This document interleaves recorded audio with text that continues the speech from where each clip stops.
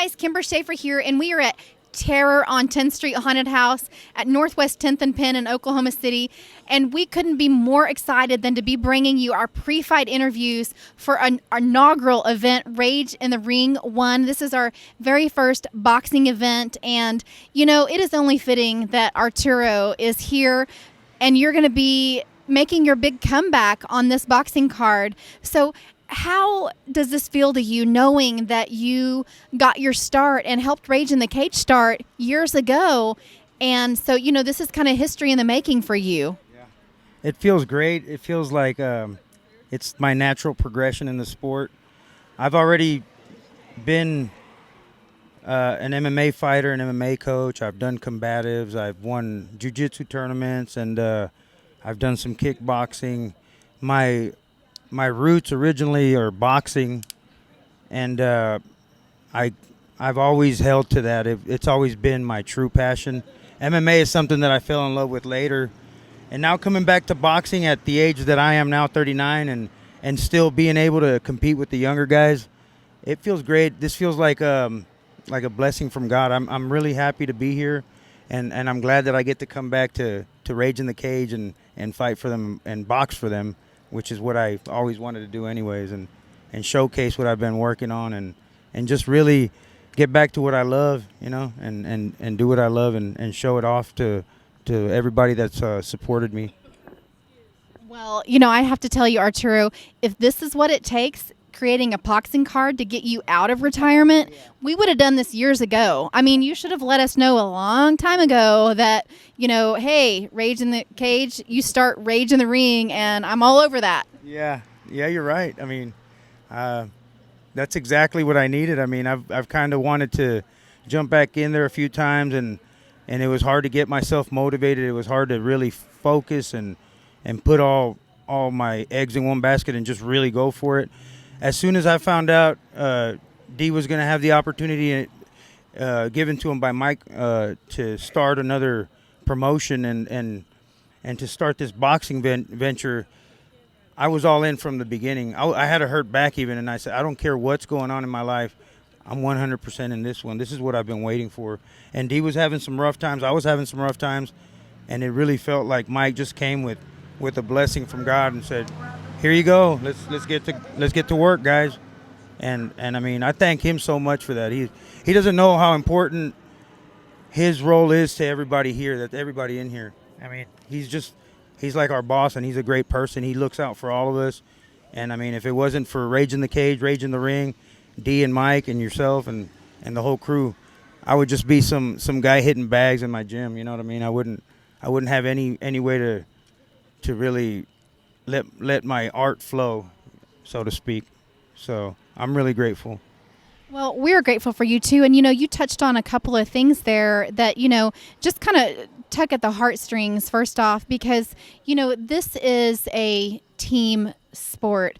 Rage in the Cage is a team. You fighters are part of that team. We know without you guys, there is no Rage in the Cage. There is no Rage in the Ring. And so, you know, it's important to know that, you know, everything that we do is not just to put a fighter in the cage and have a show.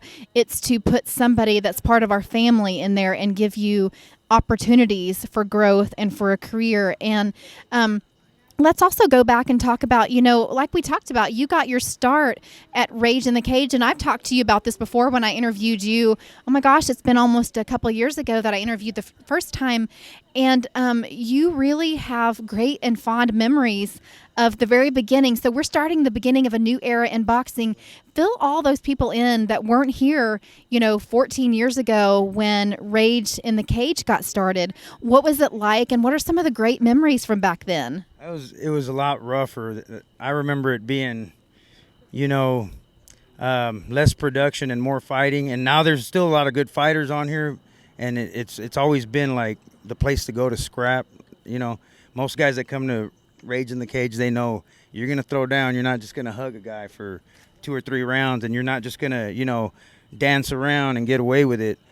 And back in my day when I started, it was even more so. It was more like, I remember guys, it looked like bar fights sometimes, just guys trying to knock each other's teeth out. And I just remember how rugged it was, and the name the organization, the people that fought for it, it was just like, you had to be a tough guy to really compete on this level and to that style that the promotion had. And I'm honored that I was there and that I got to start there, and I beat up some Texans, and that's always good. I brought El Reno and Oklahoma some bragging rights after we had a couple losses there in a row for some of our fighters down in El Reno. I came and kind of set it straight there for Rage in the Cage, and it's a great memory for me. It's something that I treasure. My wife was there, my niece was there, my best friends were there, and I was getting beat up throughout the fight, and something just clicked in my head, and I said, I better just end this because,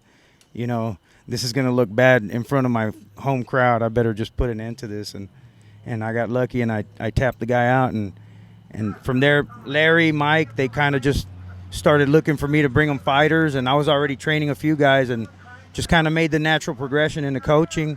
Started doing more jiu-jitsu, doing more combatives-based fighting, and really kind of put my fighting career on the back burner. Was more of a dad for that time, and really, I was so hungry to come back that it was making me almost sick. I was almost depressed, and I thought I was never going to fight again, and it was hurting me a lot. And just getting this opportunity, it brought me back to life. I'm just as happy as I can be right now. My family's great, my health is great, my job's great, and I'm doing what I love, for Rage in the Cage, which is. Well, isn't that amazing? Sometimes life really can get tough, and you're going through a lot of rough times, and it's in that moment when you're kind of at your lowest. Sometimes you get your greatest victories, and God really looks out for us that way. I mean, you get down to a part where you just can't take it anymore, and then you get handed a blessing, and I'm sure that this event kind of plays that role as that blessing for you, it sounds like. Not just myself, because I feel like God has blessed me plenty for this, and just the way it happened, and with who it happened with Rage in the Cage. But one of my best friends, like a brother to me, D, we were both kind of in the dumps, and we would call each other and just kind of try to cheer each other up, unsuccessfully most of the time. We were both just going through some rough patches, and then when this came around, he was kind of still leaning towards just not wanting to do it. He was having a rough time dealing with the death of his grandpa and some other personal issues, and I kind of I would drive to Minco every day and just talk to him and try to coax him into, like, let's do this, man. We both need this. And then one night, Mike just came over and sat us down and said, look, if we're doing this, but you guys got to commit to it. I said, I'm 100% in. And D gave his word, and here we are. I mean, we're on the verge of getting it done, and I couldn't be happier. I mean, this to me, this is, besides my family and my loved ones, this is what I love, and this is what I do for fun, what I do to release tension, and this is also what I do professionally. So I'm glad I get to do it again, and I'm happy because I thought I wasn't going to. Well, I'm really excited for you. And did you just notice that there was like no wind out here a few minutes ago, and then just all of a sudden the wind picked up, and it was like kind of freaky because we're at Terra on 10th Street doing these interviews. But Arturo, you talked a little bit about this. Your family is everything to you, so you kind of took that 6-year hiatus to kind of be at home with your family. And I understand that because I had 4 kids in about a 6-year time period. So I took time off from television, and now I get to come back doing something better than I would have imagined. This is so much fun for me. And same thing for you. I mean, making your dreams come true. Like you said, you're 39 years old. You've got the family established now, and it's your time. That's exactly what it's like. I mean, my wife was even, while we were in that little break of not fighting and just really focusing on the girls and the family, and my wife would always tell me, you can go train whenever you want. We'll figure something out. And I just never felt like it never felt right to just leave my kids and take off for the whole day. And I sacrificed a lot. It hurt me to sacrifice. I didn't know how bad it was till it got to where I was like really suffering from it.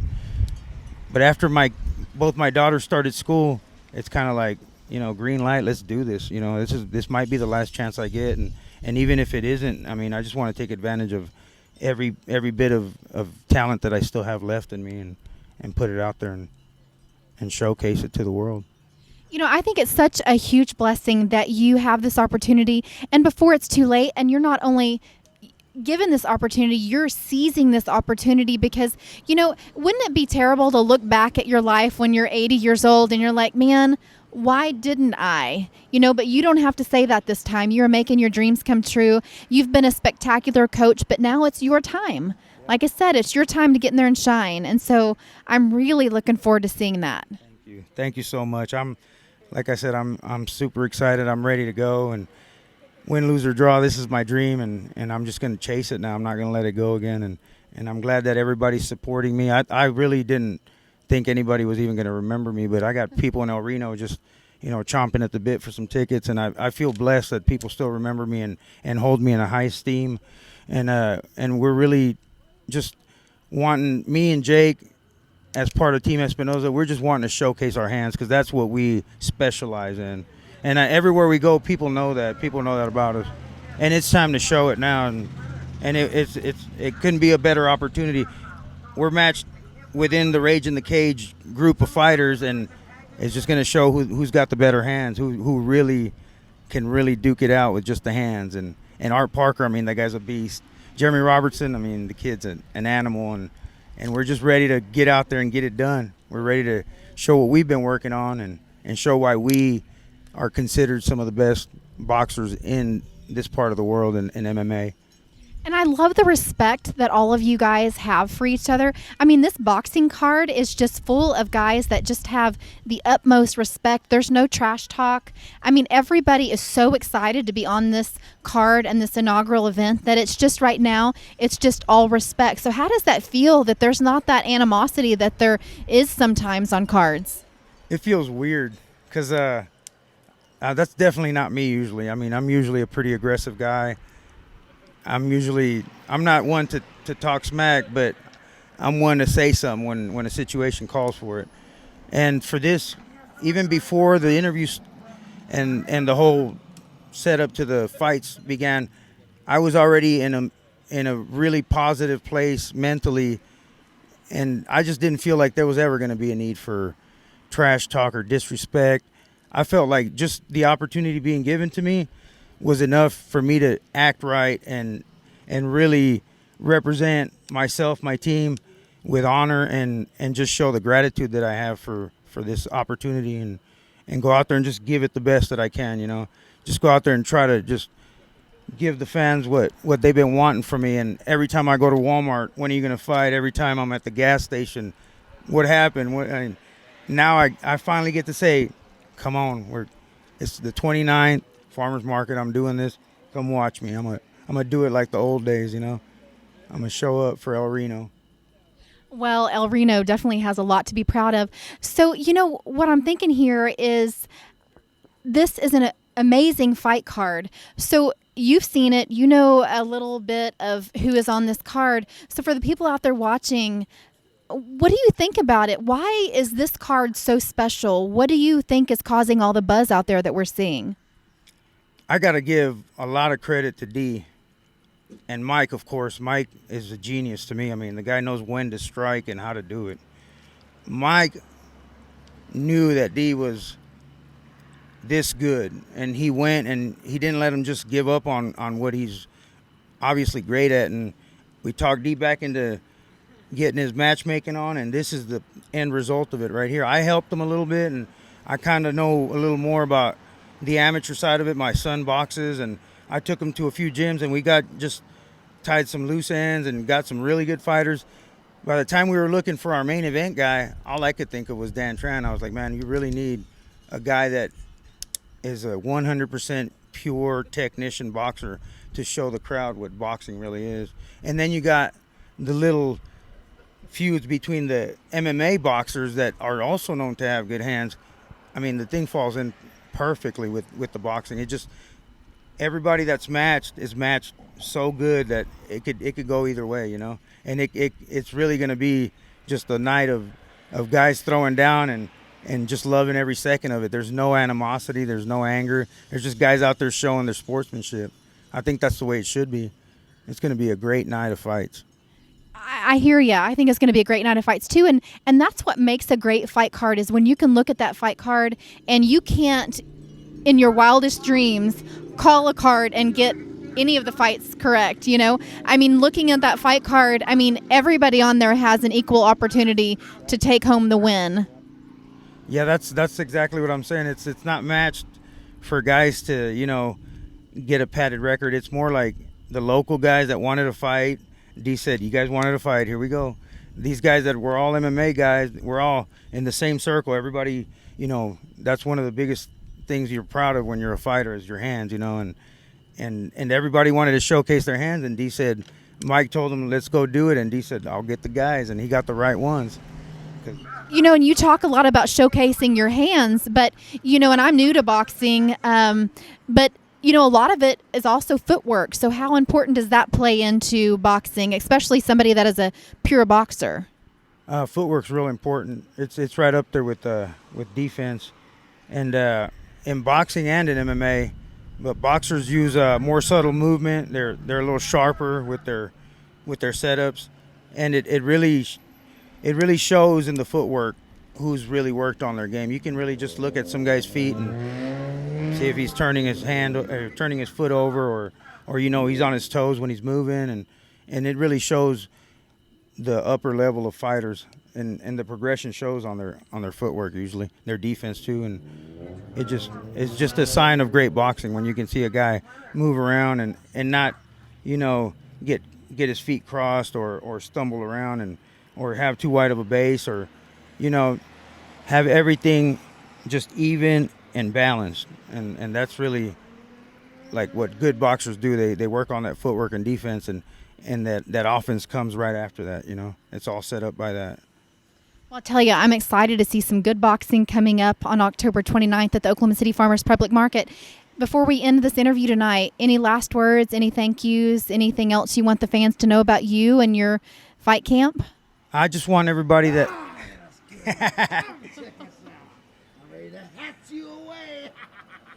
Holy moly.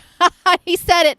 Don't miss Rage in the Ring coming up October 29th. And again, I'm going to give you that opportunity. Any thank yous, any shout outs, anything you want to, last words before we go into the haunted house? We may not come back out, guys. Sorry. I want to thank my job. I work for we're contracted by the Marines, CAS Services. Want to thank my sisters, Diana and Anna, that are coming to the fights, and my nieces, Ava and Elena, and especially my wife. Thank you so much for always having my back. I mean, you're my rock, and my kids. I mean, they mean the world to me. I'm just gonna go out there and show them what daddy does, and come back with that W. We're gonna do this. Well, I tell you, you make me proud. I know you make Sarah and the kids proud. And so, guys, you've got to come out. This is our very first boxing event. It's making history in Oklahoma. Hopefully, it's going to make the headlines beyond our state because, I mean, this is huge for Oklahoma combat sports. I mean, the buzz is making that obvious and clear that people are ready for this. We are ready for this. We're going to put on a good show. You will not be disappointed, I promise you. Rage in the Ring 1, Thursday, October 29th. We're doing it a little bit early on a Thursday so everybody can enjoy their Halloween festivities. This is our Fright Night Fights. Thus the reason we're here at Terror on 10th Street Haunted House. So if you want to get scared, come out here. If you want some bloodshed and some boxing, come out to Rage in the Ring 1, going down again October 29th at the Oklahoma City Farmers Public Market. This guy, Arturo, has some tickets for you if you need some, or any other fighter on the card. You can get them at Ticketstorm.com, Metro Party Galaxy locations. So you have no excuse because we will find one of these Terror on 10th Street monsters to come find you if we don't see you. See you there.